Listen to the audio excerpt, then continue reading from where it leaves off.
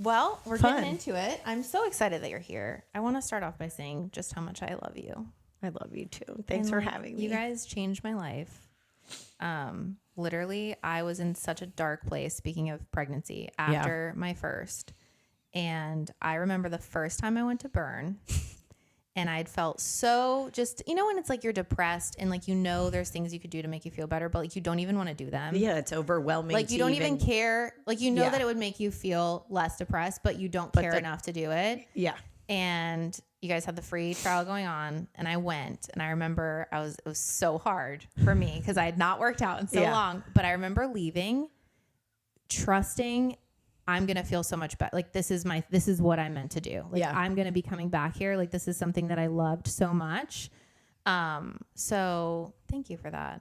You're welcome. I want to share with everybody because I feel like a lot of women are in the same place and they're looking for something that's not super intimidating. And you guys have just created such an amazing community. And that's what I loved so much about it is just like, it truly felt like a family. Like going in there, it's a family and being able to bring my kids for the childcare. Right. Like that was huge for me, you know, and it makes it so much easier to sustain it because you're not worried about that aspect of it. And there's not really many options in this area either. Right. But talk to me about how it all started. Like what made you guys decide to open a Burn? So, well, first of all, thank you for that testimonial. That's like exactly what you described as I feel like what Burn is about. Yeah. So yeah, Burn started as it was female only. It's not anymore. It's since evolved, but I think it will always be female focused. And like with the free child care, that's a no brainer for moms, you know? But okay, I started with Burn in 2017. Craig's my husband. We were living in Naples at the time. He was working in finance and I used to work in college athletics and I moved down here I was at North Carolina at the time working at UNC and I moved down here because we'd been doing the long distance thing. It was not ideal. So I'm like, okay, I'm just going to go to Florida. And I had no idea what I was going to do. I had no, idea what my job was going to be. But I did like a million different things and then just decided I had always done taught group fitness classes on the side at like the Y or whatever. And so I was like, okay, I'm going to go like full time with this fitness thing. And I had no clue what Burn was. It was brand new to Naples. And wasn't that the first? Was that the first Burn? It was Naples? The first Burn outside of Charlotte. So Burn started in Charlotte, North Carolina. And this was the first like out of state and out of the Charlotte area Burn. So at the time, I actually was working as a manager at Lululemon. Oh. And so that's how I heard about Burn coming because I was like the community manager. How was that? Was that fun? It's actually how I met friends. I literally would not have had friends, I think, had I not worked there. Just because like the other people I worked with were amazing. Plus it like part of my job was like getting out into the community and working out at different places. So it was like I met people through that, you know, like yoga instructors or CrossFit coaches or whatever. So it was amazing for that like reason, you know, just meeting people. So that's how I heard when Burn was opening. And I went and worked out a few times, like when I worked at Lululemon. But again, still, I think at the time I was like 26 or 7 and I was like, I'm not a mom. This is like for moms, you know? And then when I decided, okay, I want to go full time with fitness, I got connected with the owner and, from a friend, they were like, I think y'all would get along really well. I think you would like love this community. And so I interviewed there and the rest was history. And, so I was a trainer there for a few months. I started in January of 2017 and probably already by like June that year, Craig and I were like, that was fast then because you didn't really open fast. Yeah. So how did that happen? Was there just like a point where you remember I'd like to open my own or how did it all? So sometime between, I think we signed in like June or July. So it was like 6 months I had worked there, but Craig because he was working in finance, he was looking into his own like investment opportunities. He knew he wanted to be a business owner. He knew, so he was looking into other franchises, and there, like some of them, I'm like, do you really think like you're passionate about that? Like you can like get behind that? And he's like, yeah, it'll like be my own business. And I'm like, okay, I know like the gym is not really your thing, but like you should look into this company. It's like blowing up, and you should look into it. So he was the one that was like on all of the calls and inquired about it. And it was really like his money to invest, but I'm like, this is something that we can like truly do together, and he says, he was like, he saw me coming home from work and actually like being excited about what I was doing. And I would be like telling him about like these members or this person that achieved this. And he's like, I have no idea who you're talking about. But like, seeing how excited I was about it, he was like, okay, that it lights you up, and this is different, So yeah, for him as a finance person, he's like, I probably never would have looked into a gym. Like that feels really high risk. But he's so meant for it though. We love Craig. Craig is awesome. He is. So that also I think made it work out really well because he's like the business brains like behind things and has the finance and accounting background. And I was like, fitness, marketing, social media, like the part of the business that he didn't know anything about. Yeah. So I think that was also a huge draw. Yeah. So we basically just kind of dove in head first, and by that summer had like signed to open, and that was summer of 2017, and it took forever to open. We didn't open until December of 2018, but still that feels so fast. Yeah. Like from like when you started working there for that happening. Yeah. It was definitely fast between like starting working there and knowing like, this is what we want to do. Yeah. Did you have any moments where you're like, wait, what the hell are we doing? Like, should we be doing this? It's scary. Like, before you start something and there's always something that goes wrong. Yeah. I don't think at first, because it's like, you don't know what you don't know. Yeah. And honestly, I'm like, we were like in our 20s, and I think just like, I don't know, maybe just like young and like dumb a little bit, like naive. I feel like you kind of have to be. Yeah. Yeah. To start a business. Fully you can't know.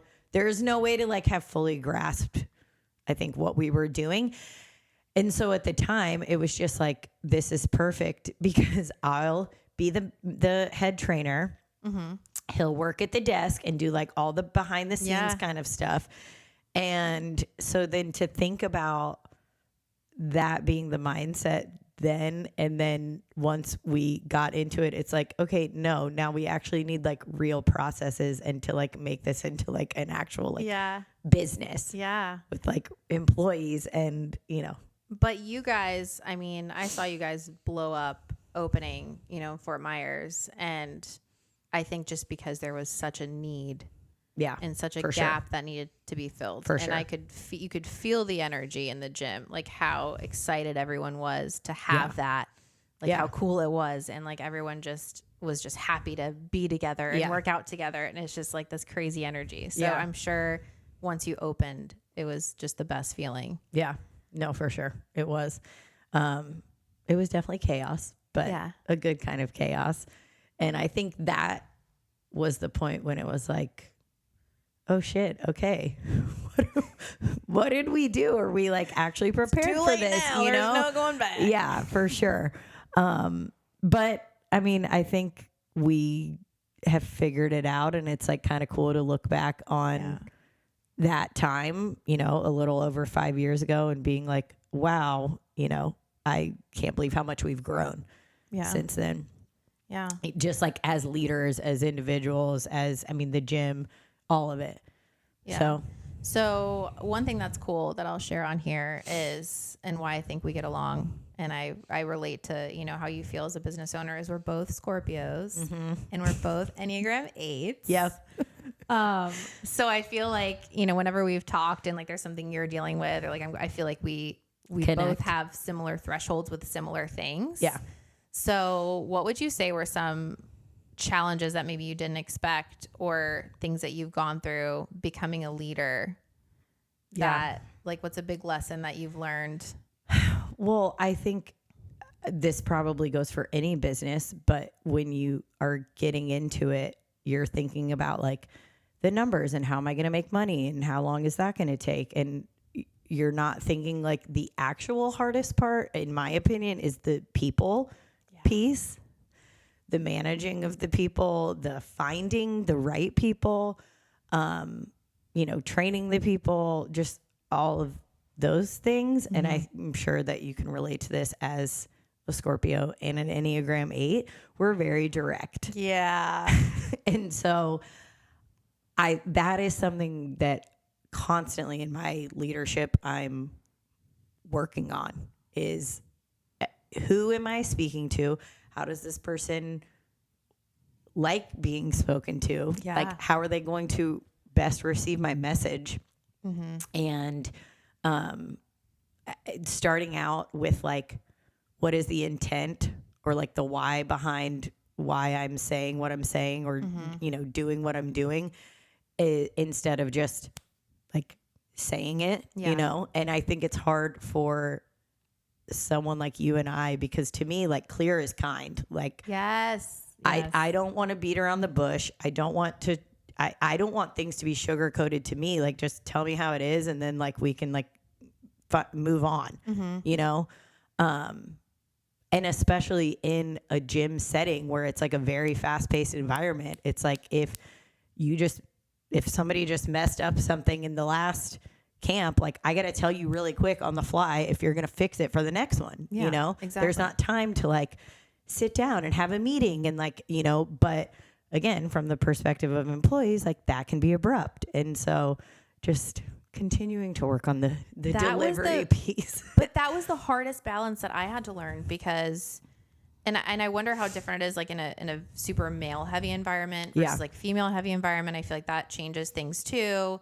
But either way, when you're direct and you're a woman, you're a bitch. Like it doesn't matter. Like you're aggressive. You're not assertive. You're aggressive. Totally. But what people I think need to understand about 8s or our personalities is we genuinely, just like you said, it feels like we're doing someone a disservice. Yes. By not being clear. Right. And blunt. Right. So I think a young 8, or at least how I felt when we started our business, was like, I'm being honest. Like I can't not be honest. Like I have to speak exactly how I'm feeling and be direct about it. When in reality, it's like, okay, managing a team, you do have to consider personalities and find that line between being clear and direct, and then also being understanding and leading with empathy. Right.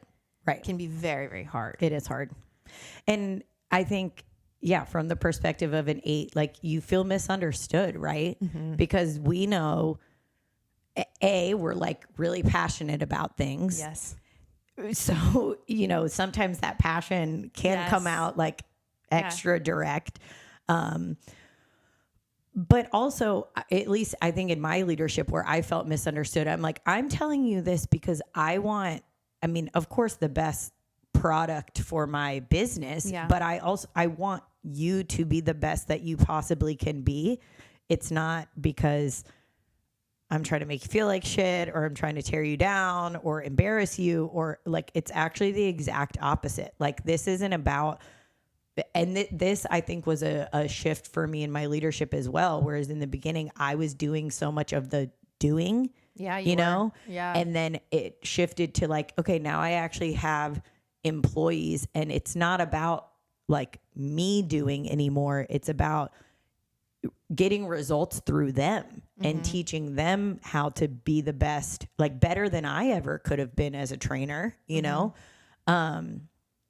that's my goal for them. But I think, sometimes that can get lost in translation depending on the I guess the delivery or their personality and how they like to receive feedback. And 8s are also, we're ride or die, man. Like, and we see potential in people. We see people for the best version of themselves, which I think when we can control and hone in on our strengths, like that makes us some of the best leaders. Yep. Because we see this future version of them that sometimes they don't even see. Yeah. And that can also be a big burden for us because we might create this kind of fantasy of them that they don't even want. Yeah, that's true. That's so it's like true. we have a version of them that they don't even want to be. Yeah. So it's like, you know, I like the quote, like, bring them along, don't drag them. Like, bring people along with you. That's a good help one. them grow.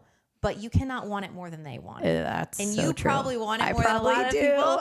And I struggle with that too. It's like, I want them to be so great. Yeah. And they don't even care. They're fine. Right. With, you know, some people are like, they just want to do the bare minimum. Right. I mean, like, let's be real. Yeah. Or like show up and do the job and then leave. And like then they don't need to leave. do any extra. Exactly. Right. But that's not us. And that can be really hard to detach. And that's something, you know, I've worked on in therapy is like, it's not my burden to fix people or help people. Like I can be there for them, but I'm going to give what you give me. Yeah. So that's been something that's like, and then you kind of feel like also, cause I think we're both self-aware, you feel like it's kind of your fault or like, is there something I'm doing wrong that they don't want to be, but it's not, it's not your fault at all. Yeah. And it's really hard. Yeah, it is. But I think, I mean, from what I've seen is I think you're an incredible leader. Thank you. I think you have this kindness about you. And I think people that know you are like, I think people should know that, especially seeing your work ethic and just what you've done for the gym and yourself and like the women, I think it's very clear that you want it to be a great business and a safe space for them. So yeah, 100%. And I think that probably the next toughest lesson like in leadership is just like learning those boundaries of we do have a tight knit team. I have, except for one male, an all female team. So naturally everybody's gonna, you know, probably click a little bit more. Everybody's closer to the same age. And it's like, yeah, you want to connect with these people. You want to have good relationships, but it's like, I think as our team has grown and throughout the years and becoming a mother myself and like having other priorities, it's like, okay, how do I have those close relationships, but still set boundaries because and not I'm too close. Right. Yeah. Because it's unfortunately like they are my employees, you know? And that's really hard. I think also because we care a lot and we're very passionate. But it's like, I don't even know where I was going with this, but brain fart. Wow. Speaking of being a mom, like where am I even going with this?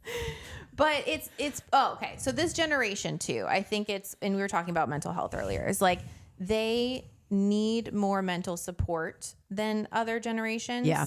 And there's like the study done of, you know, like before it was like you would find purpose in like your community and church and you had your neighborhood and everyone was close and you'd have all these different things that you would find your purpose from. And now, especially this younger generation, Gen Z, like they want to find everything in their work. So they want to find their friendships. They want to find their purpose. They want to find. So you kind of have to be a therapist. Yeah. And you have to take feelings into account and they want so much more out of it.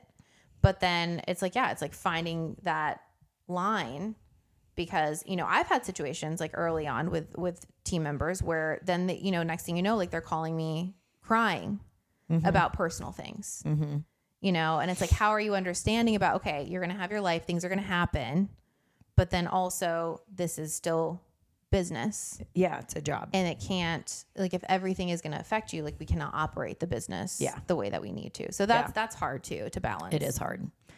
It is really hard. And I think also at the end of the day, like we want to be seen as humans, you know, we want to be seen as like relatable, you know. I've definitely in past careers had the boss that was like,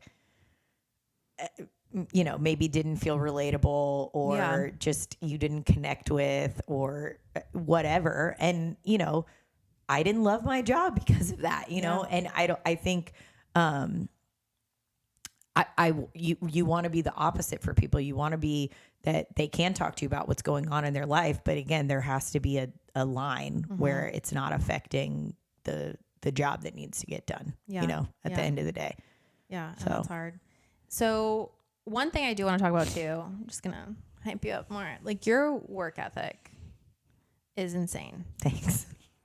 I don't know how you do it. And you should be so freaking proud of yourself. Thank you. And I got to see it firsthand. Like times where I know someone might have let you down and you had to show up like 4:35 in the morning at the gym and you're working all day and now, you know, you're pregnant with your second. Like, what are some things that got you through? Because like just from what I've seen, like from a distance, like I know how much you've been through and I know how much you've poured into your business.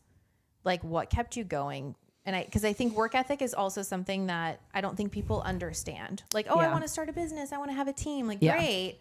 But like, who's going to show up when someone calls out sick? Right. And you got your kid at home. It's you. Like, are you really willing to do those things? Right. And I saw you do those things. Yeah. And so like, how did you get through, especially in the first, you know, year or two when it was most like you were the one training and you were the one doing the shit? Yeah. I think in the beginning, I mean, we went into it with that expectation of like, you already knew it was going to be. You already knew like it's going to be me and Craig.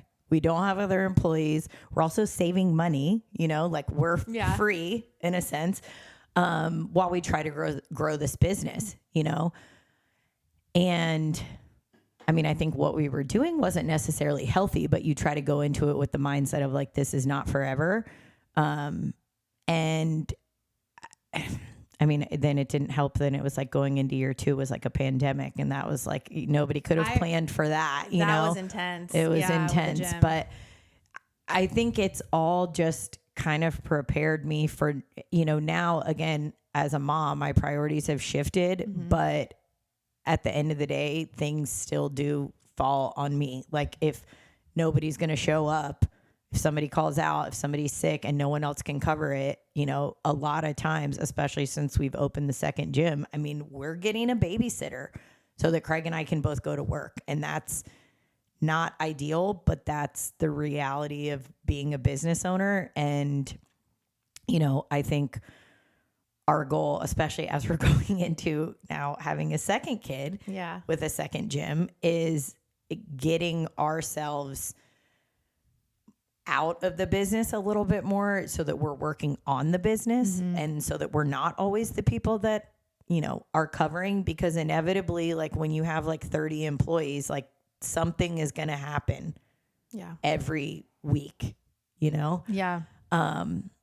But yeah, I think back to what kind of kept me going in those moments. I mean, number one, I just think about like when it's your business, like it's on you.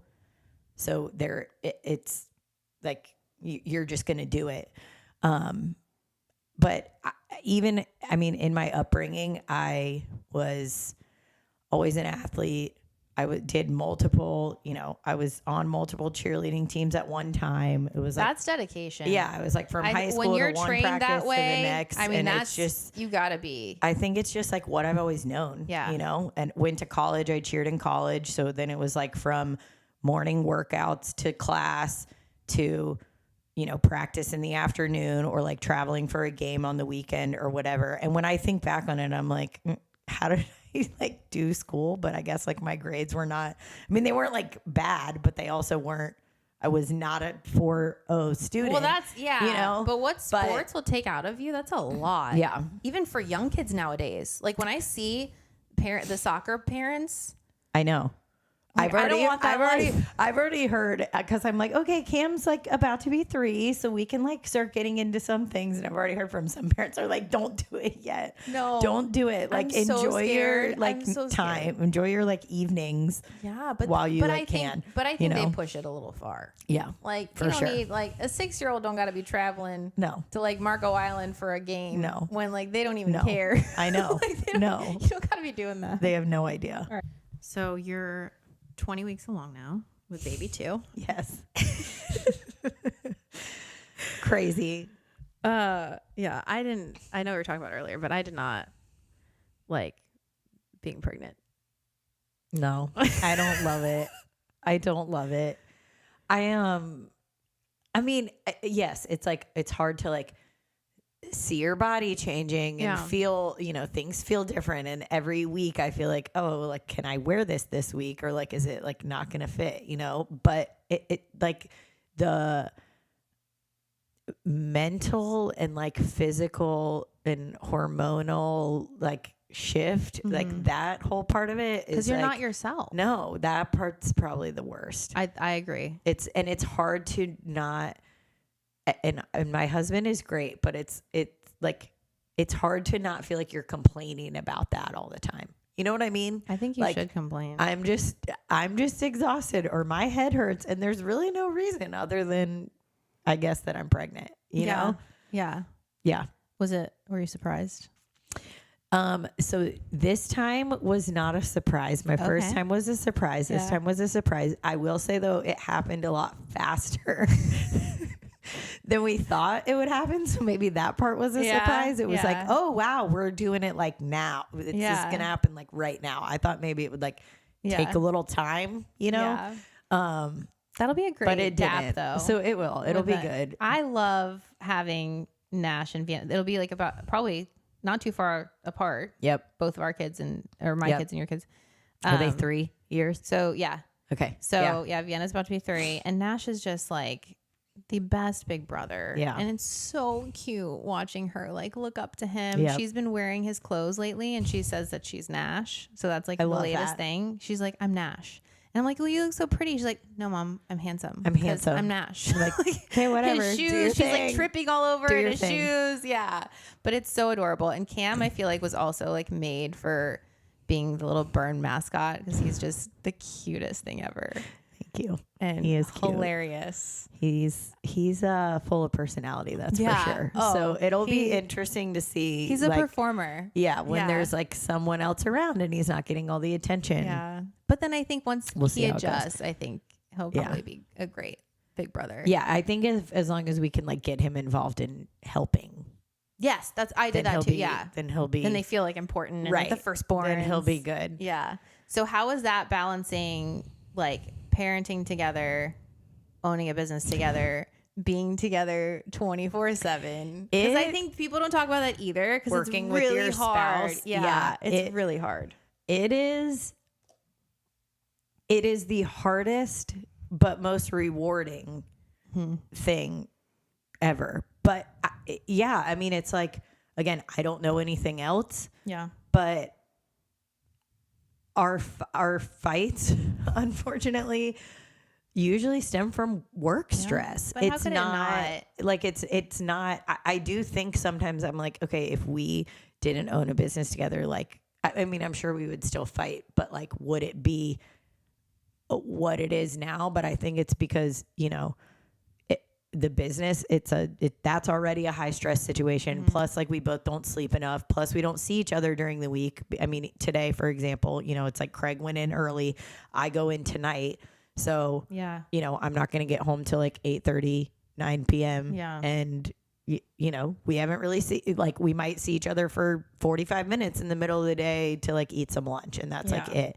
So, I think there's a lot of factors that make it more stressful. And then you come home, and instead of being like, how was your day? You know, and then you don't want to fucking talk about it. It's like very hard to turn off that like business, you know, mindset, or like where you're just talking about work. Have you all the set time. any like rules, or like, do you have any times where you're like, okay, we're not talking about the gym? Not as much as we should. We try to do that like on the weekends. Like, we'll pick a day. Like, today's gonna be a family day, and we're not gonna I am not gonna open my computer today, or I'm not gonna, you know, it doesn't always happen.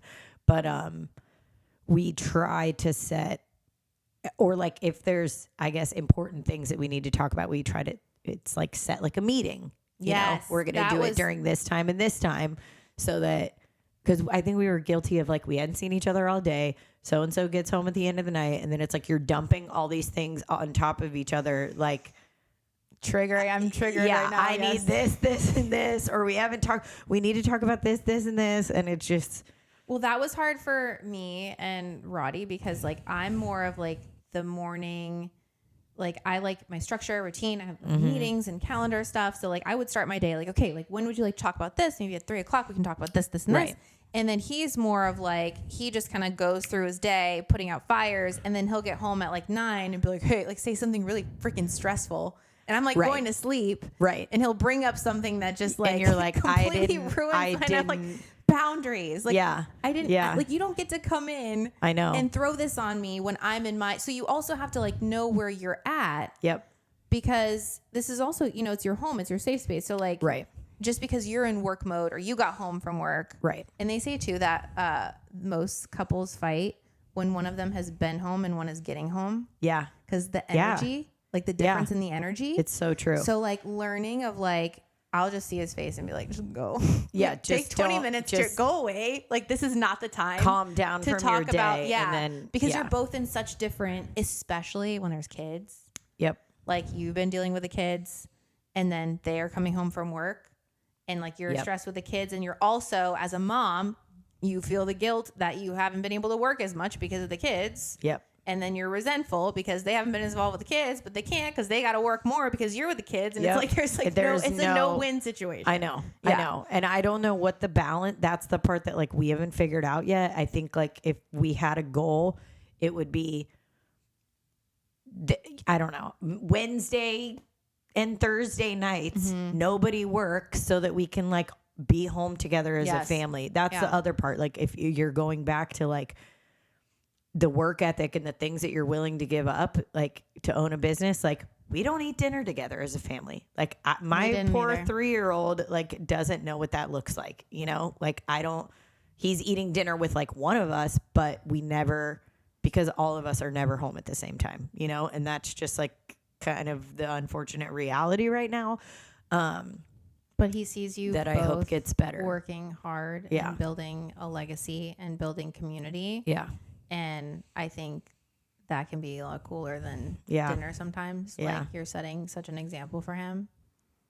And it's gonna make me cry because I'm just like, I think it's just so cool to see like how much you guys have done. Like seriously. And like you guys have changed Southwest Florida. And I know that sounds like crazy, but like you really have provided a space for women to feel good. And like we get so shamed and guilted for like not being enough and not being good enough and not being skinny enough and not bouncing back fast enough and not or not being happy enough. You just had a baby. Why aren't you happy? Why haven't you lost the baby weight? Why do you look like, and it's like it creates this environment where why would we feel comfortable going to a gym? Why would we want to go put ourselves out there to feel that even criticized. More? Yeah. When we're criticized every single day. Yeah. But I just think it's just so cool. And it's just like so meaningful what you guys are doing. Thank you. You genuinely like, I've seen millions of women that have gone to Burn and like become the best. They become so confident and they feel so great about themselves, and seeing all the transformations and like how you guys celebrate, the 50 camps and the 100 camps and the little things that you do to like just keep everybody motivated. I think it's so he gets to see that. True. I know. You're right. And it's sometimes, and he's gonna grow up respecting women too. Yeah. Like him seeing this and seeing you working hard and seeing the community, like that's a pretty big deal. Yeah. That's the goal.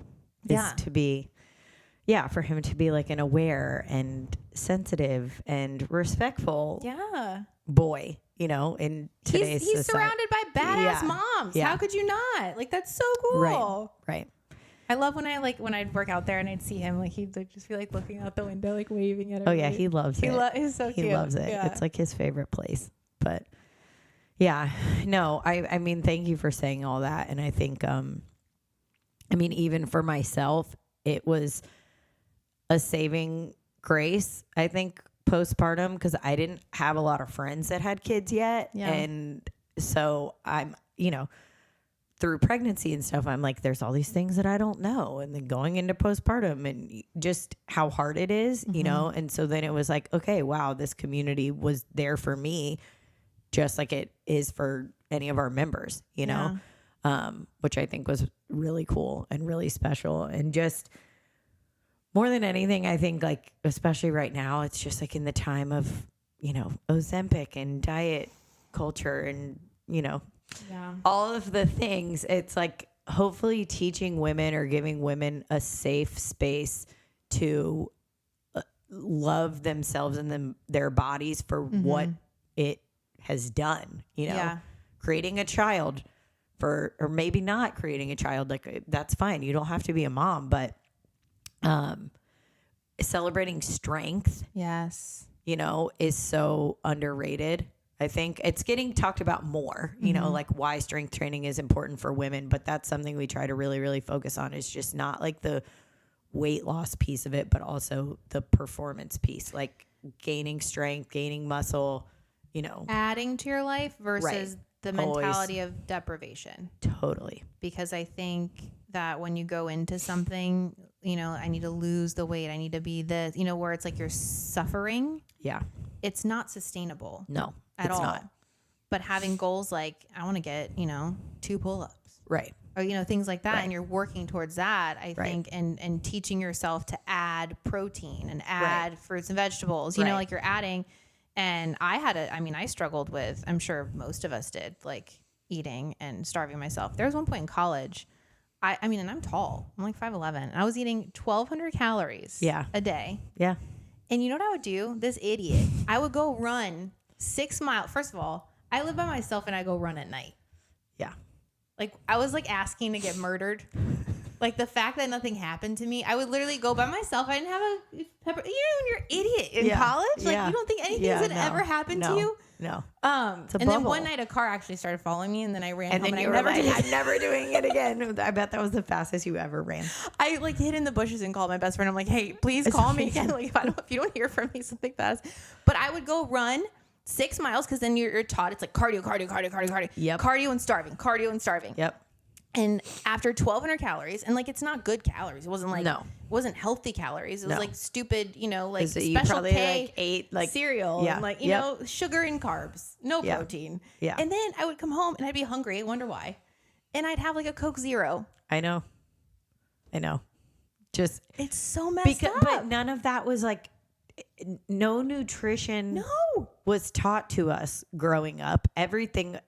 I mean, as a millennial, the Special K diet, Weight Watchers, what was the other one? Atkins. You know, it was all those pre-packaged like shit, honestly. Yeah. And never like, let's eat whole foods. Let's eat some vegetables. Let's eat protein. You know, none of that was. Protein was not even a thing. I feel like now it's finally getting talked about that. Hey, guess what? You need it. You should probably eat some protein. You should probably eat some protein. And most women, I think, aren't eating enough because, again, it's like no, they're not. The idea is to be fit is you have to deprive, you have to starve. Right.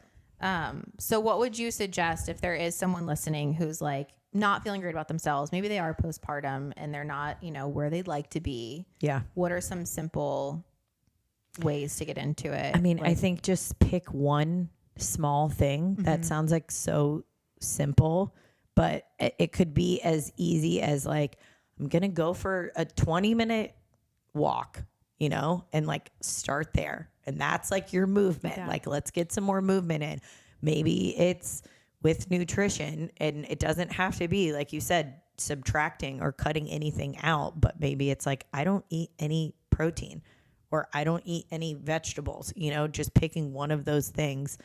And that's what I'm going to start with, because I think we get in this mindset, it has to be all or nothing. Yes. If I'm going to go to the gym, then I have to completely deprive myself of calories, and I have to only be eating chicken and broccoli, and I can never have an alcoholic drink again. And, you know, I can't put the creamer that I like in my coffee or like whatever it is. And then of course you fail, you know, like of course you only do that for tops 30 days because it's not sustainable, and that's not like how we're meant to live our life. No, you know? I've been doing macros now for a while. I do not sacrifice my morning coffee. No. Shit's got some calories in it. That's fine. I put my chocolate milk, my chocolate almond milk, and my silk caramel creamer, and it makes me happy. Yeah. And then, because it's my little treat, I'm not starting the day like starving myself or like depriving myself. Right. So then I don't feel like I'm like depriving, and then I want to indulge at night and like go crazy because I have the little things. Well, and I think you brought up a good point though. Even using macros as an example, people say it's same thing. It's like using macros as a tool for deprivation and cutting their calories versus probably the healthiest I ever like counted my macros was when I did it when I was postpartum and I was breastfeeding, and it was coming from a place of like, am I eating enough? Because how much am I supposed to be eating to produce enough milk? you know, and I didn't know what the answer was. Isn't it was like like trial and several error. hundred calories a day? It's like 300 to 500 calories a day. Yeah. So, and I noticed that like it would dip and I'm like, I'm probably not eating enough. Let me start tracking my calories. So it's like, if we can do it from a space of I'm gathering information of what works for my body and really educating myself on like, how much protein do I even eat? I don't freaking know. If I'm supposed to be eating at least 100 grams, which is the goal that we start most people at, but most women need to be eating more than that. But 100 grams is like a good starting place. But it's like, okay, how much do I even get close to that? Most people probably wouldn't even know, you know? Yeah. So it's okay, maybe I only get like 60 grams a day. So then let's start shooting for like 75 or 80, you know, for the next week. So it's a great tool for gathering information, not, I think it gets a really bad rap because it's like used as a calorie, you know, like deficit tool. And then also like my numbers have to be absolutely perfect. And then like, if they're not perfect, it's back to that all or nothing mindset. Like, well, shit, I just went over my calories. I'm going to finish this tub of ice cream. That used to be me. It used to be me too. And I think our personalities are also very all or nothing. It's like, I didn't hit the numbers. We're either perfect and 100%, or you might as well just not even do it at all. I'm not even going to try. Not even going to try. I've had to work in business too. Yeah. You have to really work through that because you realize you cannot be perfect. Shit's going to hit the fan. It's not healthy. But no, I wasn't eating enough protein. And another thing too is like we fixate on numbers that society pushes on us, like the 1,200 calories. That's when that when I was doing that was when that's how you lose weight. You just eat 1,200. Like, I'm almost 6 feet tall. Like, I need that for like breakfast. Like, now I'm like, most of us are burning 1,200 calories if we sat on the couch all day. Yeah. Like, you're burning 1,200 calories to just like be alive and like keep your like blood flowing and your heart pumping and like your organs working. Like, you need more than that. Right. And like, the number on the scale is like, I know. Yeah. Like, if I wanted to weigh 100 pounds, I'd have to like amputate my limbs. Like, that's never going to happen for me because I'm a bigger person and I have muscle now. And now it's like not fixating on a number, but like, where do I feel good? Where do I feel good? I feel muscle good in my clothes. Strength. Yes, that is number one. Okay, energy. What does that look like? But it's how I feel first. Totally. So, well, I think though you brought up a good point. So people start working out, like they come into the gym because their goal is, I want to lose X amount of weight, or I just had a baby and I want to get back to my postpartum or pre-pregnancy weight, you know. But I think what keeps them going is realizing like, oh, I mentally feel better. I actually have energy. Whoa, I just did a push-up. I never thought I could ever do that. Like, it's those other things. But unfortunately, the mental benefits or, you know, the energy boost or whatever is not the reason why people come into the gym. And it should be, you know, it shouldn't be because I need my body to look a certain way. And looking better is going to be a byproduct of course, all of that. For sure. It comes from like within. So I think you guys do a great job of promoting that. Yeah. Like, I know there's some other gyms that like do like challenges that are very unsustainable and maybe not that healthy. And it's like, you guys are not about that at all. And like, you guys do the one-on-ones and it's always like, you know, how do you want to feel? Like, how can we gain more muscle? Okay. Like, how can we hit this many push-ups? Right. So I think if anything, I think women should know, like, it's definitely not an intimidating space. And it's, you know, you guys are always creating like that positivity. Like, it's not somewhere that they'd come and feel less than, or like they're not skinny enough. Like, I love that there's people of all walks of life and all ages, and sizes, all fitness levels. There's some badass older women that come in. I'm like, I know. Your goals. Yeah. My mother-in-law is one of them. She like comes in and she crushes her push-ups, like gets her chest all the way to the ground. And I'm like, one day. It's awesome. It is awesome. I hope that I can be that cool. I know. And Me like too. keep working out. Because I think that's just so amazing to see. And it's so inspiring. But what else do you have going on? So what do you have going on now besides obviously having a baby, opening the second location? Like, how have you been? Just like, is there anything else? No, that's about it. Just crazy busy. I think my biggest, like my, you know, Q2 just started, and it's like my Q2 goals is prepare I mean, of course I have like, numbers goals and growth goals for both of our gyms, but more than anything, it's like to get myself and Craig like personally in a more balanced space and just get ready for postpartum. I'm like, I think I had pretty bad postpartum depression last time. And I think it's because we were in a very different place with our business, and it was coming out of COVID and, all of that. We were short staffed, but I'm like, I didn't have like a maternity leave. I was like writing workouts like in the hospital, so I just want to do everything I can to prepare for that, because it's like, of course I was depressed. I was overwhelmed. Yeah. I was doing payroll in the hospital with my first, but I think too, and again, our personalities, like with a firstborn, it's a very different mindset, because I think you don't know who you're going to be as a mom. And I remember being so afraid. What if I change? Yeah. Or like, what if I have a baby and I don't want to work anymore? Like, which would be fine. Right. That would be fine. But it's like, you're scared of this identity. Yeah. Because I loved working and I loved the things that I was doing, and we started the business and everything was exciting. Like I was scared that I would want to lose that. Yep. So I think I wanted to hold on to it as much as I could and then force myself to grasp onto it. Yes. Versus having my second, it's like, I'll be fine. I already know who I am as a mom. Right. So like I felt so much more present. Yeah. Like, I mean, my first, like with a C-section was so traumatic. Like I don't even remember him being born. Like I was like so out of it and drugged up. Like the second was a totally different experience. And I felt like I know how fast it's going to go. Yep. So it's like, you truly enjoy it. Yep. And you're more confident in yourself. This is going to end. Exactly. And I think you can go into it with just such a better mindset. Yeah.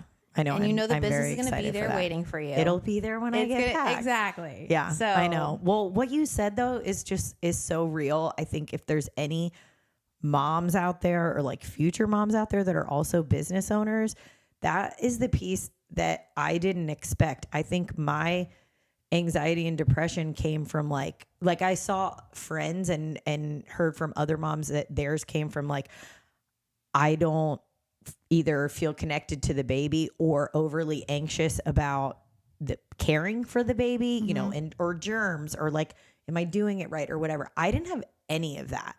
Mine was all the identity shift of, I want to still be a business owner. I want to still be a part of my business, but how do I now split that role with also being a present mom? Because you can't do both, or you can't feel like you're doing both well. You know what I mean? Yeah. And then like watching my husband carry the load of the business during that time, knowing like somebody had to, but that when you do put your identity in work, and maybe this goes back to like being an athlete too. It's like you put your identity in being an athlete for all of those years, and then you leave school and it's like, okay, what now? Who are you? Who am I? Yeah. What do I do? This is all I did outside of going to class, for my whole life. And then you become a business owner and it's like, that's now what your identity becomes. And then when you add in being a mom, how does it all fit, So I think that was huge for me. But I think you hit the nail on the head that it's like, okay, second time around, like I'm, confident in who I am as a mom.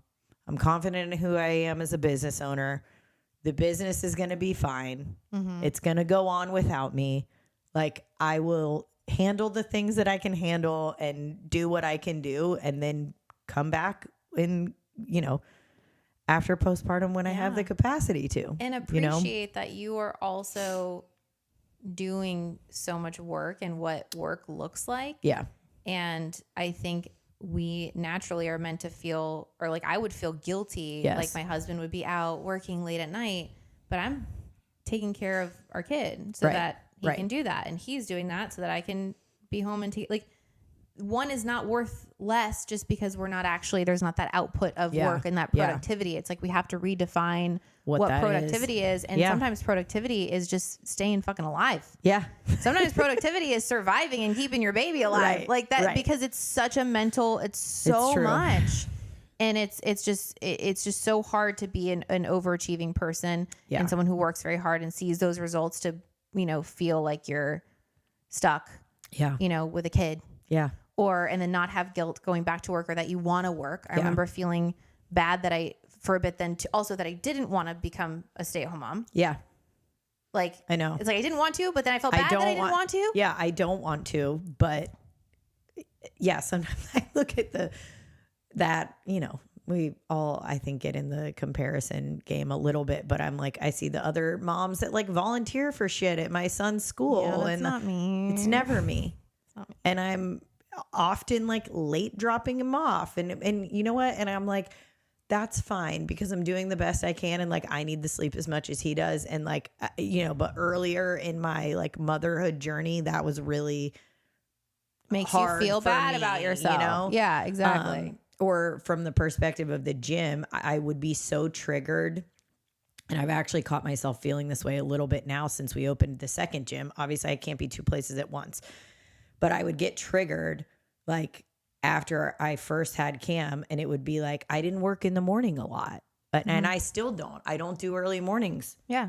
Barely any anymore. Yeah. Because I'm not a morning person. I never have been. I hate it.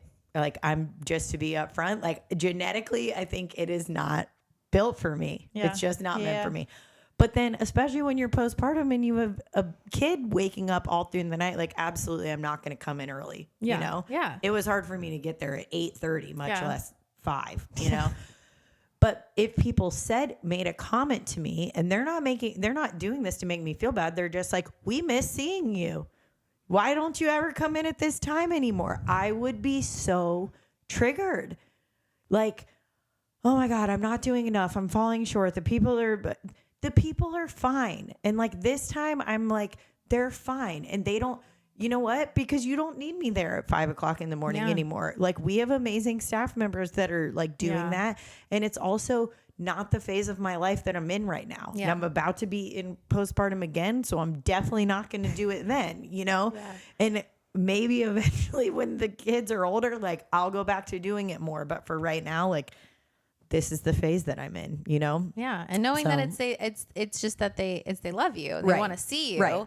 And you're putting that on yourself. But it's not them. It's not actually like what the comments. Because again, even now it's like, it's you already having at guilt. Fort Myers, I never see you anymore. Where are you? And I'm like, oh my God, I feel like yes, I'm at Cape Coral a lot more because it's new, you know, but I still feel like I'm at both. I work a lot of like days at both, but again, you know, from the perspective of the people, it's way less than it used to be. And again, I have to let myself, like, this is not someone trying to make me feel bad. Mm-hmm. This is me making me feel bad. Yeah. And I'm one person and I can't do it all. Exactly. And that's okay. I think we tend to guilt ourselves a lot for no reason. Or like, if I'm resting, I used to like, you know, ruin it because I would just be like, there's all these things I should be doing. I'm such a lazy POS, you know? And it's like, why? Right. It's like, but like, if you don't have to, like, now my mentality, I think hustle culture is important. Mm-hmm. Like, you have to work hard when you're building something. Yeah. It's a lot, and you have to go in knowing that it's going to be a lot. But then when you don't have to, right? Why? Right. Isn't the point to work smarter, not harder? Yeah. And be able, aren't you doing this so that you can have time for yourself? Right. Didn't you do that so that you can then choose if you want to be there in the morning? Well, like, you know, that's at the end of the day, like, that's why anyone opens their own business, is to have that freedom of, hopefully, like, monetary freedom and freedom of time, like, to be able to choose their schedule or not have to do 9 to 5 every day, Monday through Friday, you know? And I think that gets lost in the opening of the business and the, you know, being so involved. And it's like, the hustle culture. It's like, I need to keep working like that. And it's like, no, you know, when we opened this business over 5 years ago, like, I didn't hope that I would work the same now as I did on day one. And again, my life circumstance is not the same, you know? So I think that's a sometimes tough, but like good reminder is like, why did I want to do this in the first place? Exactly. It was probably not to buy myself a 60-hour-a-week job. And what is your worth truly attached to? Right. Because if your worth is attached to your output, you're going to find reasons to be burnout forever and never be able to step back. Yeah. Because it's very normal in the first couple years. Yeah. And like you're opening a new location. But I think a lot of people will use that, as a reason, like, because in reality, like that's what makes them feel like they have any worth that is their output. So then when it's time to not have the output, they don't know what to do with themselves, because then it's like, if I'm not doing all the million things every single day, or like I'm in the weeds every single day, it's like they don't know how to, how to function. Right. 100%. And that's hard. It is. Especially when you're like, I'm sure like your athlete mentality and like your overachieving like mindset. It's like being comfortable. Well, yeah, I think I didn't realize probably until I got pregnant the first time that in a lot of ways I was probably looking for something to replace the athlete part of me. Do you know what I mean? That makes sense. Yeah. Even so much so, like when I was pregnant with Cam, I was doing like Burn has a national competition for the trainers that they do every year. And it's like, however many trainers can sign up and compete, and the top like 16 males and females will make it to finals. Well, I didn't know I was pregnant when I did it the first time. I remember that. Yeah, I was like 6 weeks, I think, when I did regionals, and I found out I made it to finals. And then shortly after finding out I made it to finals, I found out I was pregnant, and just being like naive, I was like, okay, well, like I'll be 12 weeks at the finals. And no and big like, deal. No, I'll like, just like stop and throw up for a second, and then just keep doing my burpees. Right. As long as I'm not too nauseous, like it'll be fine. Okay. So I put this stupid pressure on myself. Like I still did the competition. And I know you did. Back, Crazy. I'm proud of myself that I did it, but nobody knew. The other competitors knew I was pregnant. I told them, but like the members of the gym and like the general like world did not know. So I had, in this stupid way, felt like I let people down. I let myself down because my performance was not, I wasn't competitive with the other women that were not 12 weeks pregnant, obviously. And that's so dumb. Like at the time I felt I was like crying through my third workout because I just was like so dizzy and I felt like shit. And I just remember looking up at Craig, and Craig was crying because he was so proud of me. And I was crying because I'm like, that makes me want to I'm looking at the girl next to me, and she's like a full lap in front of me. And I'm like, I'm never going to finish, But in hindsight, I'm like, that was so freaking hard. And then the second time being pregnant, there's no way I could have done that. Like there's no way. Yeah. My abs were already separated at like 8 weeks. My belly button was already sticking out. I was so nauseous, so it definitely made me appreciate. Yeah. But I'm like, why did I think I had to do that? Like I think that like athlete side of me, I still felt like I had something to prove, which is. But I think all that matters is that you took that as an opportunity to like look internally and say, why do I feel this way? Yeah. And it triggered something for you to work on. Yeah. Instead of, you could still be feeling this now. Right. In your second part, you could have just been like completely unaware. Right. And like feeling bad. Right. But you're like, no, this is just pointing out something that maybe I need to heal, or maybe attach my worth to, for sure. Something else. And maybe it doesn't always look like being perfect at everything all the time, Right. Being the fastest or the fittest or whatever, And I think that's really all that matters is like, we all have our shit and we all have insecurities. And like, I know I carry a lot of issues with my own worth from my childhood. Mm-hmm. And so it's like, I would seek validation from other people, you know, because I didn't feel that in myself. Yep. And I think at the end of the day, it just matters that you're taking those feelings and those moments as triggers to continue to work on yourself. Yeah. And not letting that define totally who you are forever. Totally. Yeah. And there's nothing like being a mom to like build some confidence and like wake up a little bit. Yeah. To really force you to heal. That'll humble you. Yeah. Yeah. 100%. Yeah. I definitely think it's cool feeling like you can kind of heal through your kids too. It is. And like things that you dealt with and like knowing you can. Well, I think learning how to parent has at least forced me to like reparent myself. Yeah. You know? Yeah. Yeah. And that's hard, but cool. Yeah. It is healing. Yeah. There's little things. My gosh, Vienna's like my twin. I'm excited for you to have a girl. I know, me too. Oh, I know what she looks like. I know. Is her hair going to be red? Oh, I know.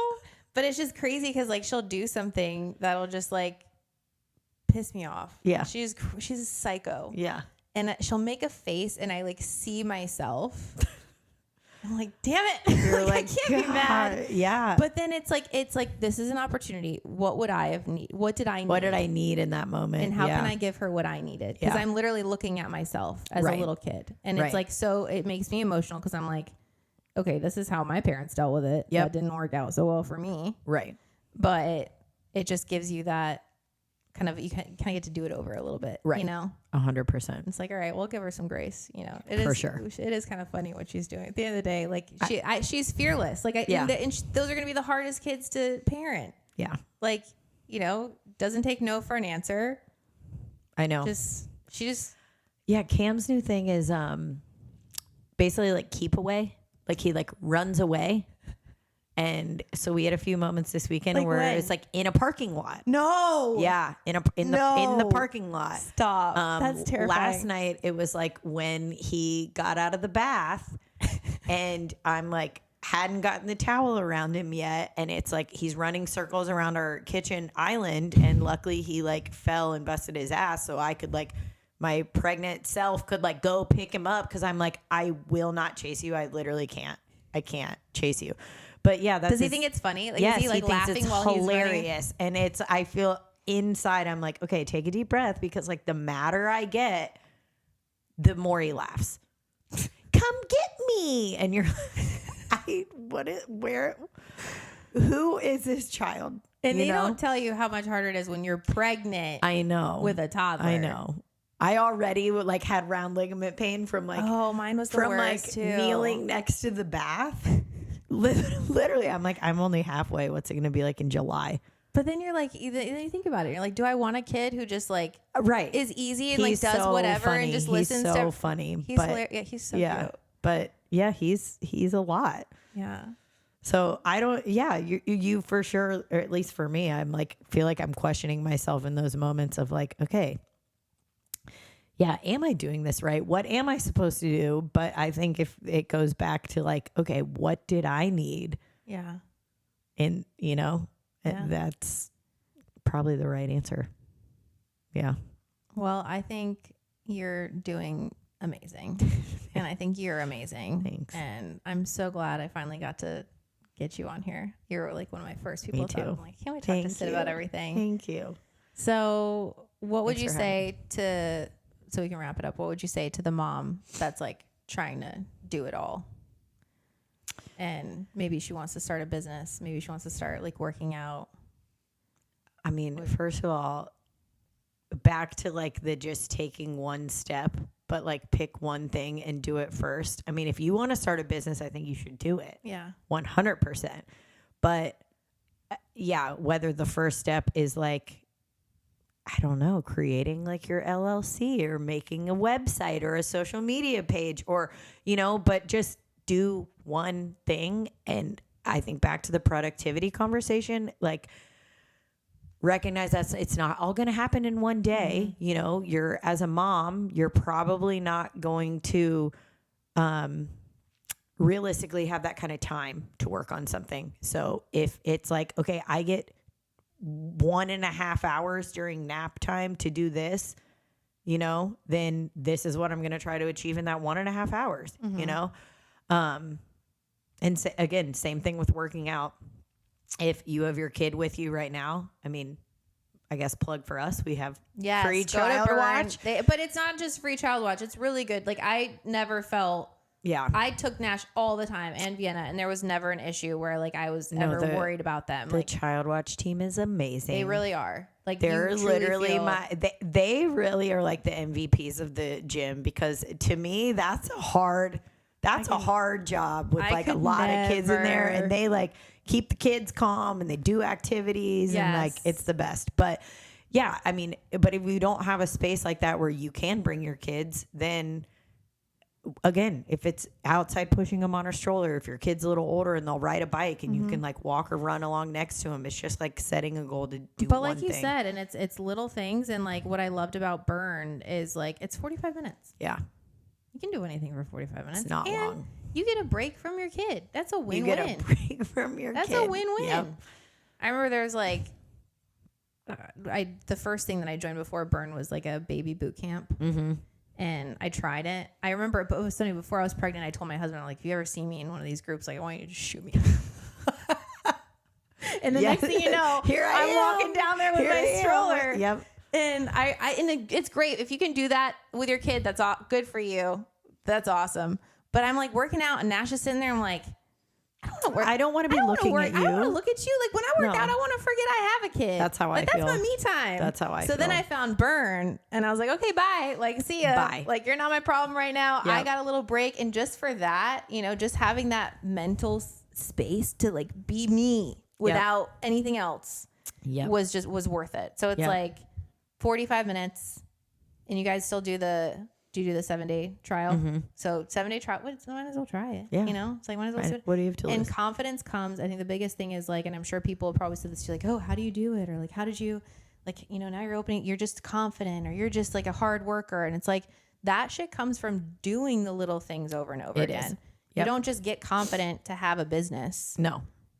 Like, and I think that's so important is, people will tell me like, oh, how'd you do, the podcast? Like, I was terrified of this stuff. The first time you did it, I can't even imagine. But then I was thinking of the audio now, like boys do it.